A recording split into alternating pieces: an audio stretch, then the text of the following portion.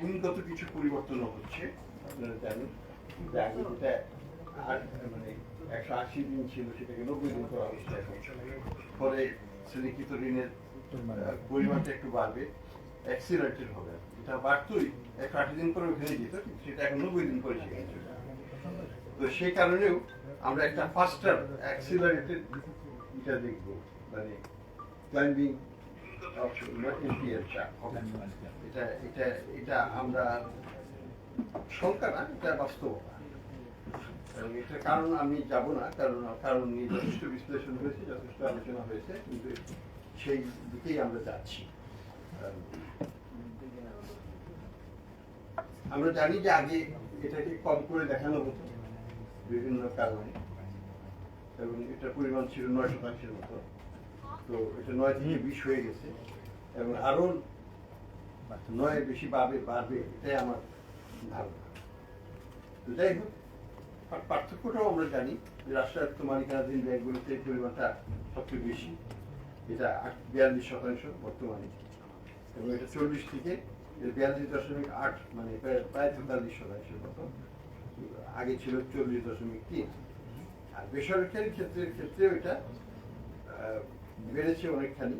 বাণিজ্যিক ব্যাংকের ক্ষেত্রে 15.6, যেটা আগে ছিল 11.9। তো আমরা এই ক্যাটাগরি আপনাদেরকে দিয়ে দেবো এই ব্রিফিং এর পরে। রাষ্ট্রীয় ব্যাংকের পরিমাণটা কত, বেসরকারি পরিমাণটা কত?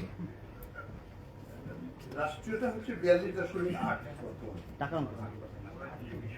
টাকাটা দিয়ে দেবো, কারণ আমরা এখানে তো আমি দেখছি না, দেওয়া হয়নি। ওটা পরে দিয়ে দেবো, পার্সেন্টেজ লিখে নেন, পরে দিয়ে দেবো আপনাদের। এখন এটা ছাড়াও আমাদের আরো অন্যান্য কিছু সংখ্যা আছে ব্যাংকিং খাত নিয়ে। ডিপোজিট গ্রোথটা এখনো পর্যাপ্ত হচ্ছে না। এটা 7-8% যেটাতে আছে সেটা কোনো মধ্যে গ্রহণযোগ্য না। কাজেই এখানে আমাদেরকে চেষ্টা করতে হবে সরকারি খাত, মানে জনগণের আস্থা ব্যাংকিং খাতের উপর ফিরিয়ে আনতে হবে। সেটা একটা দিক, তবে সেটাও শুধুমাত্র সেটাতেও হবে না। আমাদেরকে আলটিমেটলি ব্যালেন্স অফ পেমেন্টের সারপ্লাসটাকে বাড়াতে পারলে, আমাদের রিজার্ভটাকে আরো বাড়াতে পারলে আমরা কিন্তু এটা করতে পারবো। আশা করি টোটাল ডিপোজিট 17,77,000 কোটি টাকা। এটা বৃদ্ধির হার মাত্র 7.44, একটু বেড়েছে গত মাসে, একটু বেড়েছে, কিন্তু এটা ইজ নট অ্যাকসেপ্টেবল লেভেল। এটা 8%-এর নিচে আছে বর্তমানে, যেটা হওয়া উচিত একটা স্বাভাবিক, একটা স্বাস্থ্যবান অর্থনীতিতে। এটা হওয়া উচিত 14 থেকে 16, 17, 18 পর্যন্ত। তার উপরে গেলে আবার সেটা অস্বস্তির কারণ হয়ে যায়। তো এই পর্যায়ে আমি মনে করি যে আমাদের এখানে কাজ করার আছে। আমাদের রিজার্ভ বর্তমানে গতকাল পর্যন্ত $21 বিলিয়ন, এর একটু বেশি ছিল, যেটা BPM-6 এর হিসাবে IMF এর যে স্ট্রিক্ট ডেফিনিশন আছে সেটা অনুযায়ী এটা আমাদের উন্নয়নটা ভালো। এখানে মোটামুটি ভাবে বলা যায় যে একটা স্বস্তিজনক অবস্থা আছে। এবং IMF এর যে বাংলাদেশ ব্যাংকের যে হিসাবটা ছিল আগে থেকে, সেটাতে $26 বিলিয়ন। 26 বিলিয়ন, এবং এটা আমাদের 4 মাসের বেশি। IMF এরটাতে 4 মাসের একটু কম হবে। আমাদের লক্ষ্য থেকে আমরা বেশি দূরে নয়।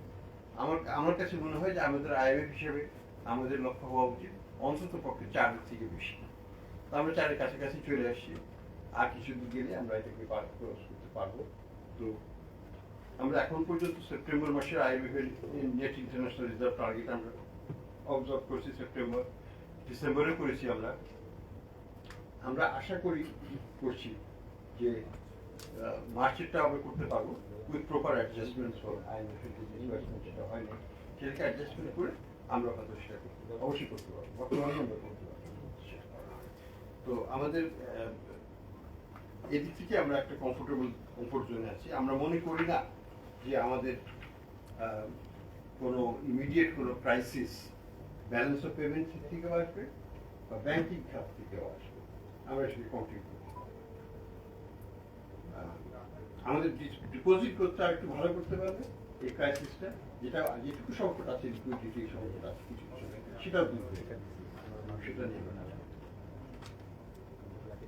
আমরা ব্যাংক দুর্বল ব্যাংকগুলোকে আমরা একীভূত করার চেষ্টা করবো, বিভিন্ন রেজলিউশন করার এটা আইন ব্যাপারে আইনটাও তৈরি হয়ে গেছে, আইনটা আমরা এফআইডিতে পাঠিয়েও দিয়েছি, এটা মিটিং হয়ে গেলে এটাকে সরকার হিসাবে গ্রহণ করবে।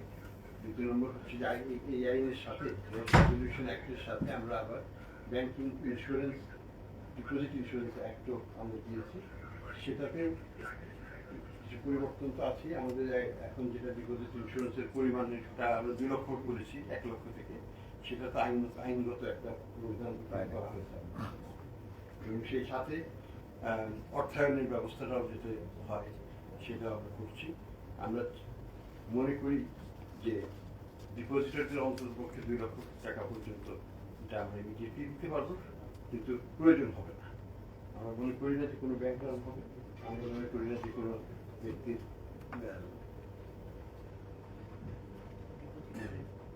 ব্যাংকিং খাতে টাকা রেখে টাকা পাবে না, এটা হবে না, এটা আমরা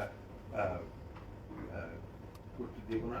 কিছুটা দায়বদ্ধতা সরকারি নিচ্ছে এক্ষেত্রে, এজন্য সরকারি নীতিগত সিদ্ধান্ত যে ব্যাংক থাকুক না থাকুক ব্যক্তি তার টাকাটা পাবে, এটাকে আমরা নিশ্চয়তা দিচ্ছি সরকারের পক্ষ থেকে। এবং আমরা যেটা চাচ্ছি যে ব্যাংকিং খাতটাকে শক্তিশালী করা, দুর্বল যদি কোনো ব্যাংক থাকে সেগুলোকে একীভূত করে বা অন্য কোনোভাবে নতুন বিনিয়োগকারীকে সেখানে এনে স্ট্র্যাটেজিক ইনভেস্টর নিয়ে এসে তার বুনিয়াদ বা ভিত্তিটাকে শক্তিশালী করে ব্যাংকটাকে আবার তুলে ধরতে। এই প্রক্রিয়া আমরা কাজ করছি। আমরা আইনগত ব্যবস্থা নেওয়া হলে আমাদের অ্যাসেট কোয়ালিটি রিভিউর কার্যক্রম চলছে, আপনারা জানেন ছটা ব্যাংকে চলছে, আরও কিছু ব্যাংকে আমরা খুব শীঘ্রই শুরু করতে যাব। সেগুলো হয়ে গেলে আমরা ইনশাল্লাহ ব্যাংক রেজলিউশন অ্যাক্ট অনুযায়ী আমাদের ব্যাংকিং খাতকে পুনর্গঠন করার একটা প্রচেষ্টা। এই পর্যায়ে আমি আর বেশি কিছু বলবো না, আপনাদেরকে একটু বুঝতে চলে যাচ্ছি। স্যার আসসালামু আলাইকুম, আমি স্যার আবুল কাশেম, আমি বিজনেস স্ট্যান্ডার্ড